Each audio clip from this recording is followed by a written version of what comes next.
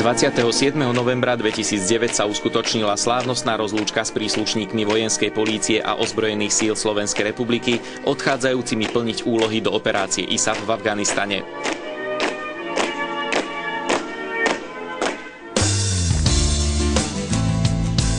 Na slávnostnom nástupe sa zúčastnilo 136 príslušníkov vojenskej polície a ozbrojených síl, ktorí v decembri vystriedajú svojich kolegov v strážnych jednotkách, v multifunkčnej ženínej jednotke, v národnom podpornom prvku NSI a v operačnom výcvikovom tíme OMLT.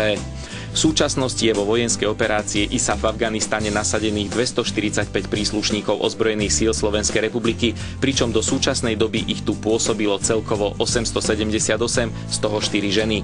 Momentálne v operácii ISAF neplní úlohy žiadna žena. Príprava na Lešti, kde bolo sústredené trojtýždňové vyvedenie, tzv. Naša príprava, kde sa zladil komplet celý kontingent, kde sa zladili všetky činnosti a vyvrcholila príprava.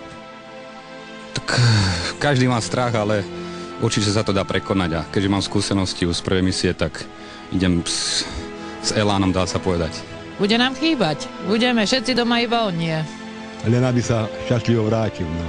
Pre mňa to je trošku lepšie, lebo som teda bol pred 2 rokmi, som bol v Bosne. Je to teraz moja druhá misia, síce bude trošku iného rangu ako tá prvá, ale už teda nejaká tá skúsenosť je, takže ide sa ľahšie vonku. No určite to bude strach hlavne. Tak akože vieme, že čo nás, akože že odíde, že budeme sami, ale však... Tak budeme sami bez neho, prvé Vianoce bez neho. Áno. Takže tak uvidíme, no. Budeme na ňo myslieť, aby sa mu darilo, aby sa nám vrátil zdravý.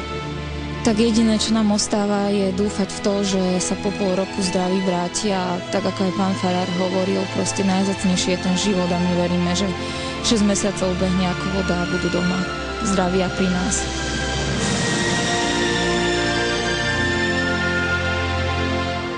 Snažíme sa to oddialiť a nemyslieť na Vianočné sviatky takto vopred a obklopíme sa v kruhom rodiny, ktorá je tu na Slovensku a budeme na ňo myslieť.